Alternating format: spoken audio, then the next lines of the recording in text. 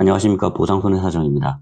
이번 시간에 저희가 알아보고 싶은 것은요, 질병사망담보하고 상속 및 과세하고 관련된 겁니다. 지금 바로 시작하겠습니다.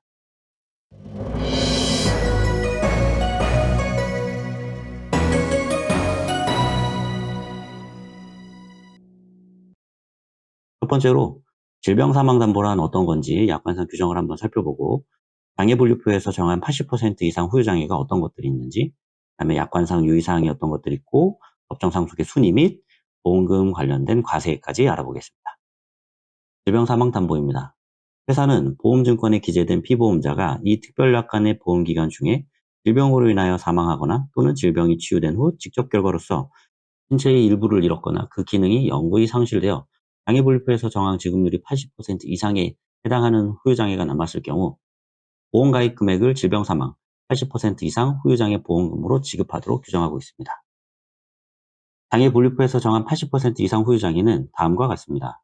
두 눈이 멀었을 때 100% 지급하고 있고요. 두 개의 청력을 완전히 잃었을 때 80%, 씹어먹는 기능과 말하는 기능 모두에 심한 장애를 남겼을 때 100%, 씹어먹는 기능에 심한 장애를 남겼을 때가 80%. 계속해서 보겠습니다. 두 팔목의 손목 이상을 잃었거나 두 다리의 발목 이상을 잃었을 때 100%이고요. 심장 기능을 잃었을 때 심장을 이식한 경우인데 이런 경우에도 100% 줍니다. 신경계 장애가 남은 경우에도 80에서 100% 해당할 수 있습니다. 이동 동작, 음식물 섭취, 배변 배뇨, 목욕, 옷 입기 등의 일상생활 동작에 제한이 있으면 그에 따라서 80%까지 후유장애가 가능합니다. 또한 정신행동에 극심한 장애를 남긴 때 극심한 치매나 심한 치매가 있을 경우에 80에서 100%에 해당하는 후유장애를 인정하고 있습니다. 그럼 약관상 유의해야 될 사항은 어떤 게 있을까요? 계약 만료 후 장애 판정 및 인정 여부가 문제될 겁니다. 장애 지급률이 결정되었으나 그 이후 보장받을 수 있는 기간 중에 장애 상태가 더 악화된 경우에는 그 악화된 상태를 기준으로 장애 지급률을 결정합니다. 계약이 효력이 없어진 경우에는 10년 이상인 계약과 10년 이하인 계약을 나눠서 봅니다. 10년 이상인 계약인 경우에는 2년 이내로 하고 10년 미만인 경우에는 1년으로 합니다. 또 어떤 문제가 있을까요? 두 가지 이상의 질병으로 후유장애가 발생한 경우 이때는 어떻게 해야 되는가에 대한 문제가 있을 수 있죠. 이것과 관련해서 우리 법원은 보험금의 지급은 보험사고의 발생을 전제로 하고 보험사고의 내용은 보험계약에 따라서 질병사망, 상해 등 다양하지만 그 내용이 무엇이든 간에 원칙적으로 1회의 기회에 발생한 단일한 사고를 의미하는 것이라고 봐야 된다.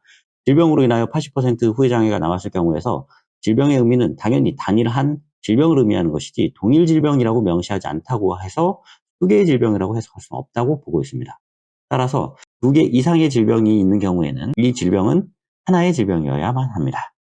법정 상속의 순위는 어떻게 될까요? 사망하고 난 다음엔 질병사망보험금이 지급될 수 있는데 그 질병사망보험금은 수익자를 지정한 경우 수익자에게 가겠지만 수익자를 지정하지 않은 경우에는 법정 상속인에게 가도록 되어 있습니다. 그럼 법정 상속의 순위를 살펴보겠습니다. 1순위는 직계 비속입니다. 망인을 기준으로 자녀, 손자, 증손자를 모두 포함하도록 되어 있고 대습 상속도 가능합니다. 2순위는 직계 존속입니다. 망인 기준의 부모, 조부모, 외조모부 모두 포함입니다. 3순위는 형제자매입니다. 동복이냐 이복이냐는 불문하고 형제자매의 직계 비속에 대한 대습 상속도 인정됩니다. 4순위는 사촌인의 반계 혈족입니다. 선순위 상속관자가 없는 경우에 인정되고 손수가 같으면 공동상속인이 됩니다. 배우자는 직계 비속, 직계 전속과 공동 상속인이고 직계 비속과 직계 전속이 없는 경우에는 단독 상속인이 됩니다. 공동 상속 시에는 1.5배를 가산해서 받도록 되어 있습니다. 보험금 관련 과세입니다. 첫 번째 문제되는 건 당연히 상속세일 거고요. 그 다음은 증여세가 될 겁니다. 상속세부터 보면 손해생명보험에 가입한 피보험자가 사망한 경우 보험 수익자가 받는 사망보험금은 상법상으로는 상속재산으로 보지 않습니다. 하지만 세법상으로는 상속재산으로 보아서 상속세를 과세하고 있습니다. 증여세의 경우에는 보험계약자와 보험수익자가 다른 경우 보험사고 또는 만기보험금 상당액을 보험수익자에 대한 증여재산으로 보기 때문에 보험수익자에게 증여세가 부과됩니다. 보험금 관련 과세를 표로 정리하면 다음과 같습니다. 사실 우리한테 제일 중요한 부분은 보험계약자에 있어서 계약자는 부고 피보험자가 모인 경우 수익자가 부면 어떻게 될 것인가에 대한 문제입니다.